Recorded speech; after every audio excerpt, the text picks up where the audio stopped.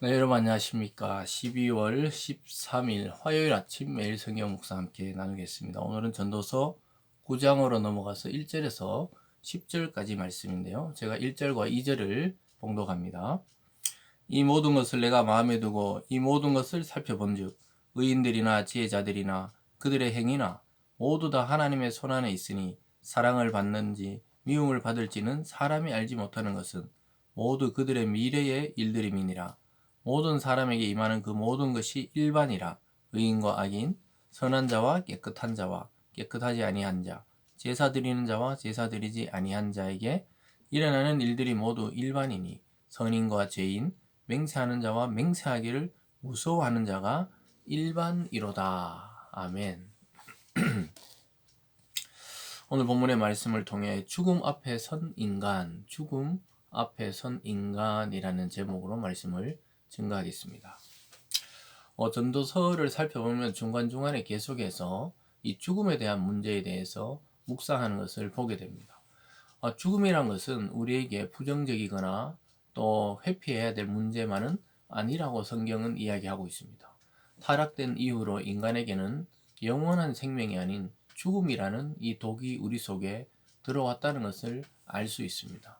원래 인간이 창조될 때는 하나님의 형상을 따라 하나님의 모습을 따라 창조되어서 영원성을 가지고 있었습니다.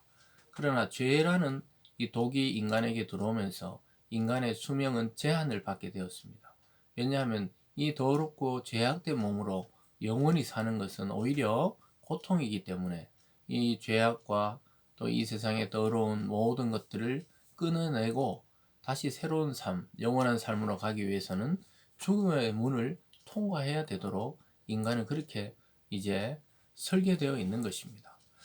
그런데 그렇다면 이 땅의 삶이 무의미하고 또 필요 없는 것이냐? 그것은 아니라는 것이죠. 그렇기 때문에 우리가 이 죽음 앞에서 우리의 인생을 돌아볼 때 정말로 하나님이 이 주신 삶을 즐길 수가 있고 누릴 수가 있다는 것입니다. 그래서 이 젊을 때 10대, 20대 때는 거의 죽음을 생각하지 않습니다. 그러나 이제 40대가 되고 50대가 되고 더 나가서는 70, 80 이렇게 어른들에게 물어보면 죽음은 현실입니다. 가까이 와 있다고 다 생각하고 있습니다. 그러나 이 죽음 앞에서 우리가 어떻게 살아야 되는지는 성경 외에 구체적으로 설명하는 데가 없어요. 그리고 또 우리가 건강하고 젊을 때는 그것에 대해서 깊이 생각하지 않습니다. 근데 이 전도자, 이 솔로몬은 자기 노년의 때에 죽음 앞에 선 인간의 모습을 한번 통찰해보고 묵상해보면서 하나님에 대해서 하나님께 영감을 받고 이것을 쓰고 있죠. 그래서 오늘 여러 가지 이야기 중에서 가장 중요한 것은 모든 사람이 죽음 앞에서는 평등하다고 이야기하고 있습니다.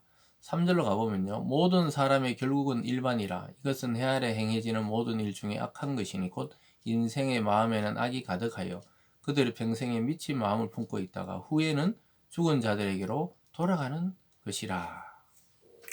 그러니까 1, 2절에 아까 읽어드린 대로 선인이나 악인이나 또 맹세하는 자나 맹세하지 않는 자나 깨끗한 자나 깨끗하지 않는 자나 제사를 하나님께 드리는 자나 드리지 않는 자나 모두 일반이라는 거예요. 이 뭐냐? 죽음 앞에서는 모두 똑같아 보인다는 겁니다. 그래서 결국 평생에 미친 마음을 품고 산다는 거예요. 그 미친 마음, 하나님이 주신 그 유한성을 모르고 영원히 살 것처럼 막 자기 욕망대로 살다가 결국은 죽은 자들, 결국 똑같다는 거예요. 죽은 자들에게로 다 돌아간다는 겁니다. 이것이 아무도 죽음을 피하지 못하는 인생의 한계라는 것을 오늘 아침에 말씀하고 있는 것이죠. 그래서 저와 여러분, 우리들도 사실은 전부 죽음을 앞두고 살고 있는 거예요. 그러니까 그걸 한 번씩 인식하면서 살아가는 것이죠. 그래서 우리가 뭐 가까운 자들의 죽음이라든가 또 부모님들이나 또는 친구들 뭐 그런 죽음들을 보면서 남의 이야기가 아니라는 것을 우리는 늘 인식하고 살아갈 필요가 있습니다. 그것이 부정적인 의미로가 아니라 그래야 정말 오늘 하나님이 주신 이 삶을 누리고 즐길 수가 있기 때문입니다. 그리고 죽은 다음에는 소망이 없다고 이야기하고 있죠. 4절에 보면 모든 산자들 중에 들어있는 자에게는 누구나 소망이 있음은 산 개가 죽은 사자보다 낫기 때문이니라.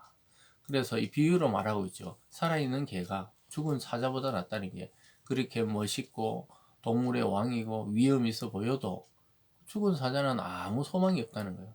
살아있는 오히려 돌아다니면서 어, 멍멍거리면서 짖고 그냥 뛰어다니는 그 개가 죽은 사자보다 낫다는 거예요. 그래서 모든 산자들 중에 있는 자에게 누구나 소망이 있다는 거예요. 그래서 소망은 살아있을 때 품는 것이죠. 저와 여러분이 지금 하나님에 대해, 천국에 대해, 또 우리의 미래에 대해 소망을 가질 수 있는 것은 살아있기 때문입니다. 이 살아있을 때 하나님을 만나지 못하면 영원히 소망이 없는 곳으로 가게 되는 것이죠. 그래서 살아있다는 것이 얼마나 이 가치 있고 또 의미가 있고 또 이게 참 새롭고 즐거운 것인지를 말씀하고 있습니다. 5절에 보면요. 산자들은 죽을 줄을 알되 죽은 자들은 아무것도 모르며 그들이 다시는 상을 받지 못하는 것은 그들의 이름이 잊어버린 바 됨이니라. 살아있는 자들은 죽을 줄을 안다는, 그렇기 때문에 소망이 있다는 거예요. 그리고 하나님에 대해서 향한 그런 축복들을 받을 수가 있는 것이죠.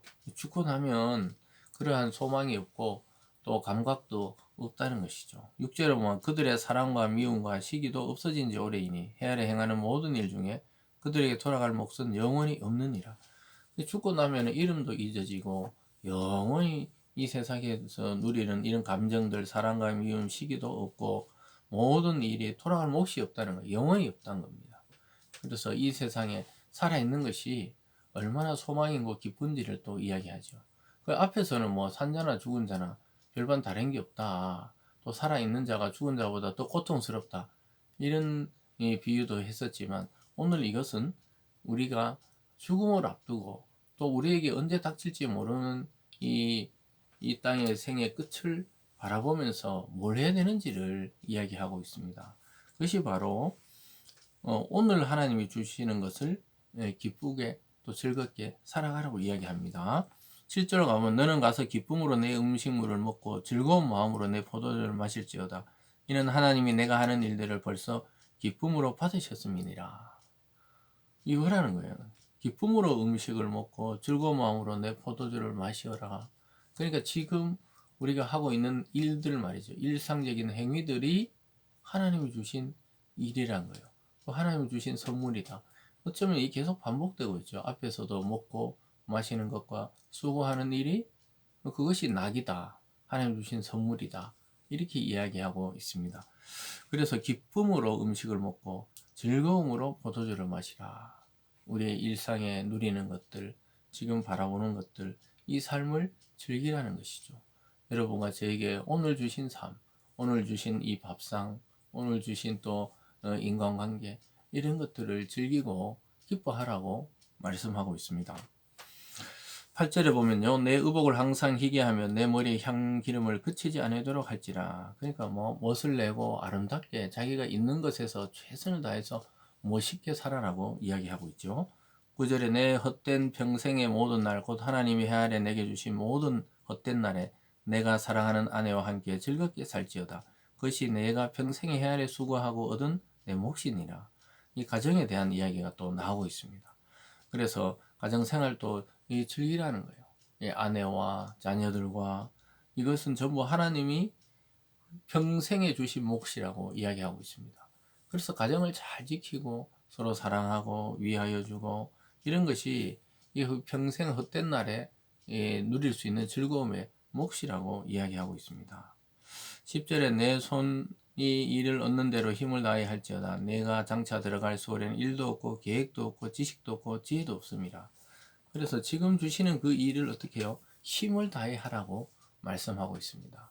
우리가 들어갈 그 영원한 죽음의 세계, 수월은 죽음의 세계를 말하죠. 거기는 일도 없고 계획도 없고 그렇다는 겁니다. 그래서 허무하고 죽음을 앞둔 이 인생에서 제일 지혜로운 선택은 가정 안에서 즐거워하고 자기 아내를 기뻐하고 자녀들을 돌보고 또 남편을 돌보고 또 자기에게 주신 사업이나 일들이나 직장과 직업들을 사랑하고 즐기고 그렇게 하는 것이라는 것이죠. 그래서 우리가 뭐 대단히 큰 일을 하라는 것이 아니고 하나님은 모든 인간은 죽음을 앞두고 있죠. 그 죽음 앞에 선 인간은 어떻게 살아야 되느냐? 소망을 가지고, 그리고 삶을 즐기라, 이렇게 말하고 있습니다. 사랑하는 여러분, 자기에게 주신 하나님의 목, 하나님의 그 한계 안에서 기뻐하고 즐거워하고 하나님을 소망하는 그런 참된 인생이 되어야겠습니다.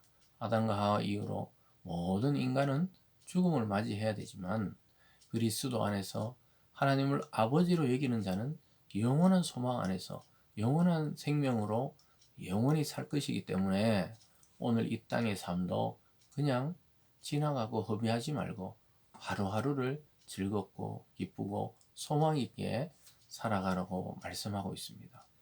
그것이 영혼을 사는 비결입니다. 여러분, 오늘 하루도 이러한 소망을 가지고 즐거움으로, 기쁨으로, 행복으로, 소망으로 가득 차기를 주님의 이름으로 축복합니다. 기도하겠습니다. 사랑의 하나님 아버지, 이 하나님은 우리에게 언제나 대단하고 굉장한 일을 하라 하지 않으시고 오늘 하루를 즐거워하고 기뻐하고 누리라고 말씀하고 있습니다. 영원한 하나님을 소망하며 오늘을 즐거이 살아가는 우리 성도들 다 되게 하여 주시옵소서. 감사드리며 예수님 이름으로 기도드리옵나이다. 아멘.